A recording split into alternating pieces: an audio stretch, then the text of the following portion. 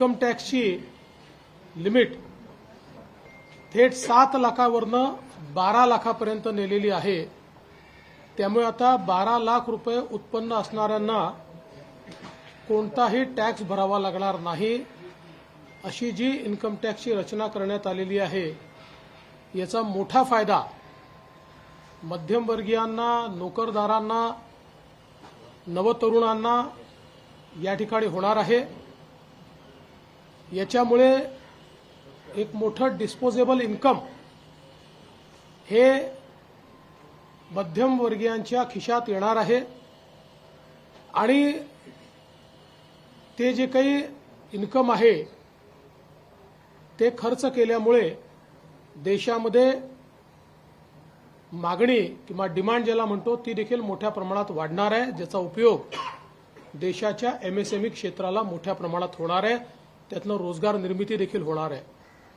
त्यामुळे मला असं वाटतं की या अर्थसंकल्पामध्ये अतिशय बोल्ड स्टेप ज्याला आपण म्हणू शकतो, अतिशय धीरानं घेतलेला अशा प्रकारचा हा निर्णय निश्चितपणे भारताच्या आर्थिक इतिहासातला मैलाचा दगड ठरेल असं माझं मत आहे। यासोबत विशेषतः शेती क्षेत्रामध्ये 100 जिल्हे आयडेंटिफाय करून त्याच्यामध्ये शेती विकासाची मोठी योजना राबवण्याचा निर्णय असेल किंवा नवीन पल्सेस मिशन असेल, पहिल्यांदा केंद्र सरकारने घोषणा केली आहे की तेलबियांच्या संदर्भात जी काही व्हॅल्यू चेन तयार होईल त्याच्यामध्ये 100% खरेदी केंद्र सरकार करणार आहे आणि हमीभावाने करणार आहे। त्यामुळे निश्चितच शेतकऱ्यांना अधिक उत्पादन मिळण्याकरता, अधिक पैसे मिळण्याकरता त्याचा एक मोठा फायदा होणार आहे। मासेमारी करणाऱ्यांकरता देखील जी काही क्रेडिट लिमिट 3 लाखाची होती ती 5 लाख बिनव्याजी करण्यात आलेली आहे, ज्याचा फायदा मोठ्या प्रमाणात होईल आणि शेती क्षेत्रामध्ये खूप मोठ्या प्रमाणात विविध प्रकारची गुंतवणूक देखील सरकारने घोषित केलेली आहे। यासोबत एमएसएमईच्या क्षेत्रामध्ये विशेषतः जी काही क्रेडिट एनहान्समेंट असेल, लिमिट वाढवणं असेल, यामुळे एमएसएमईच्या क्षेत्राला सर्वाधिक फायदा होईल। आपल्या एकूण उत्पादन क्षेत्राच्या 36% एमएसएमईचं क्षेत्र पण सर्वाधिक रोजगार देणारं क्षेत्र असल्यामुळे त्याचा विशेष फायदा होणार आहे। आणि सर्वात महत्त्वाचं महाराष्ट्राकरता, कारण आता महाराष्ट्र हे देशाचं स्टार्टअप कॅपिटल झालेलं आहे आणि स्टार्टअपमधनं सर्वाधिक रोजगाराची निर्मिती होते आहे। त्या स्टार्टअप करता 20 कोटी रुपयापर्यंत त्या ठिकाणी जी काही क्रेडिट लिमिट तयार करण्यात आलेली आहे याचा आमच्या नवतरुणांना आणि स्टार्टअप्सला खूप मोठ्या प्रमाणात फायदा होणार आहे। इन्फ्रास्ट्रक्चरच्या क्षेत्रामध्ये नवीन इन्फ्रास्ट्रक्चर पाईपलाईन तयार करण्यात आलेली आहे। विशेषतः पीपीपी प्रकल्पांकरता जी नवीन योजना अनाउन्स करण्यात आली आहे, यामुळे खासगी क्षेत्राची गुंतवणूक इन्फ्रास्ट्रक्चरच्या क्षेत्रामध्ये मोठ्या प्रमाणात वाढेल आणि त्यातून रोजगाराची निर्मिती होईल। त्यासोबत ॲसेट मॉनिटायझेशनचं नवीन फ्रेमवर्क आहे, त्यामुळे निश्चितपणे ज्या ॲसेटमध्ये गुंतवणूक केली आहे त्यातनं पैसा रिअलाइज होणं आणि तो दुसरीकडे डिप्लॉय करणं याला एक मोठी चालना मिळणार आहे। विशेषतः युवांकरता वेगवेगळे जे मिशन या ठिकाणी अनाउन्स करण्यात आलेले आहेत ते अत्यंत महत्त्वाचे आहेत आणि त्यांच्या स्वप्नांना भरारी देणारे आहेत। खरं म्हणजे आपण जर बघितलं तर 21व्या शतकातला हा अर्थसंकल्प विकसित भारताचा अर्थसंकल्प आहे। भारताला गतीने पुढे नेणारा अर्थसंकल्प आहे आणि भारत हा प्रगल्भ अर्थव्यवस्थेकडे चाललेला आहे आणि त्याचसोबत सर्वसमावेशक अर्थव्यवस्थेकडे चाललेला आहे। या दोन्ही गोष्टी या अर्थसंकल्पातनं आपल्याला पाहायला मिळतात। हे अतिशय चांगलं काम केल्याबद्दल देशाचे प्रधानमंत्री माननीय मोदीजी आणि सन्माननीय निर्मलाजी यांचे मी मनापासून आभार मानतो, अभिनंदन करतो। आदरणीय प्रधानमंत्री मोदी जी के नेतृत्व में हमारी फाइनेंस मिनिस्टर निर्मला सीतारमण जी ने एक बहुत ही जबरदस्त इस प्रकार का बजट पेश किया है। विशेष रूप से इसको हमारे मध्यम वर्ग के लिए ड्रीम बजट कहा जा सकता है। ऐसा बजट उन्होंने पेश किया है, इसलिए मैं उन्हें बहुत बहुत बधाई देता हूं।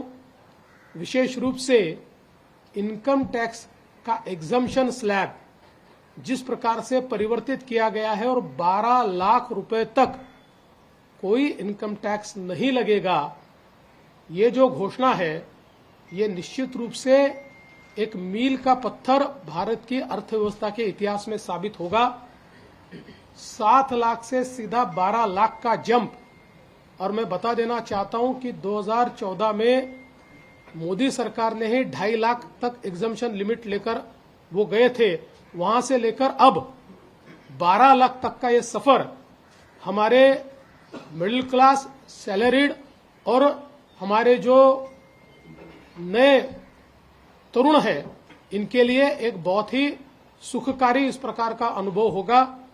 इसके कारण एक डिस्पोजेबल इनकम एक बहुत बड़े तबके के हाथों में आएगी, जिसके कारण खरीद भी होगी, डिमांड भी बढ़ेगी, एमएसएमई को भी फायदा होगा, रोजगार की भी निर्मित होगी। तो एक प्रकार से इसका एक बड़ा अर्थव्यवस्था पर इफेक्ट हमको दिखाई देने वाला है। इसके साथ साथ जिस प्रकार से कृषि के क्षेत्र में अलग अलग योजनाओं को घोषित किया है, फिर 100 जिलों में जो नई कृषि की योजना हो या फिर जो हमारे ऑयल सीड्स है, दलहन तिलहन है, इसके लिए एक नई योजना की घोषणा हो। इस नई योजना के कारण बड़े पैमाने पर किसानों को फायदा होगा और केंद्र सरकार 100% माल खरीदने की बात कर रही है। इससे किसानों को बहुत बड़ा फायदा होने वाला है। हमारे जो मच्छीमारी करने वाले किसान हैं उनको भी 3 लाख रुपए की जगह 5 लाख रुपए क्रेडिट कार्ड के माध्यम से सीधे बिना ब्याज के मिलेंगे और कृषि के क्षेत्र में बहुत बड़े पैमाने पर निवेश ये होता हुआ हमको दिखाई देता है। विशेष रूप से हमारी युवा शक्ति के लिए एमएसएमई का क्षेत्र ये बहुत महत्वपूर्ण है। इस क्षेत्र में भी जो क्रेडिट लिमिट है और जो थ्रेशोल्ड लिमिट है, ये दोनों को बढ़ाने के कारण एमएसएमई को विशेष रूप से फायदा होने वाला है। उसके साथ साथ हमारे जो स्टार्टअप इकोसिस्टम है, चूंकि महाराष्ट्र ये देश का सबसे बड़ा स्टार्टअप हब बन चुका है, तो स्टार्टअप्स को भी जो 20 करोड़ रुपए तक ऋण देने की बात कही गई है, इससे स्टार्टअप इकोसिस्टम को बूस्ट मिलेगा और हमारे युवाओं को बड़े पैमाने पर इसके माध्यम से रोजगार भी मिलेगा। इंफ्रास्ट्रक्चर के क्षेत्र में भी जिस प्रकार से पीपीपी को बढ़ावा देकर इंफ्रास्ट्रक्चर में प्राइवेट सेक्टर के निवेश को बढ़ाकर एक प्रकार से बड़े पैमाने पर रोजगार का निर्माण करने का जो फैसला किया गया है, राज्यों को 50 साल का बिना ब्याज का इंफ्रास्ट्रक्चर ऋण देने के लिए 1.5 लाख करोड़ रुपए ये केंद्र सरकार ने रखे हुए हैं। इसके कारण इंफ्रास्ट्रक्चर में भी बहुत बड़े पैमाने पर फायदा होगा। इसके साथ साथ कई योजनाएं जो केंद्र सरकार ने आज घोषित की है, मैं ऐसा मानता हूं एक पाथ ब्रेकिंग इस प्रकार का यह बजट है। 21वीं शताब्दी में एक नई दिशा देने वाला यह बजट है। विकसित भारत की ओर भारत को ले जाते हुए समावेशी विकास, सभी को साथ में लेकर समावेशी विकास करने वाला इस प्रकार का ये बजट हमारे प्रधानमंत्री जी ने और हमारे फाइनेंस मिनिस्टर ने यहां पर रखा, इसलिए उनको मैं बहुत बहुत बधाई देता हूं।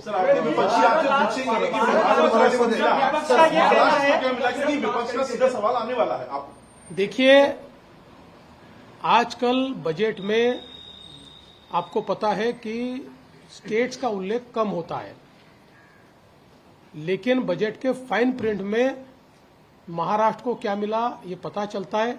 पिछले बार भी हमारे विरोधियों ने बिना पढ़े महाराष्ट्र को कुछ नहीं मिला ये बताया, और उसके बाद दोपहर तक मैंने आंकड़े जाहिर किए तो फिर उनके मुंह बंद हो गए। अब भी महाराष्ट्र को क्या मिला इसके आंकड़े शाम तक मेरे पास आएंगे, मैं उसे घोषित करूंगा और आपको दिखाई पड़ेगा महाराष्ट्र को बहुत बड़े पैमाने पर चीजें मिली है। For exclusive and insightful videos, subscribe to our new channel ABP Live Premium.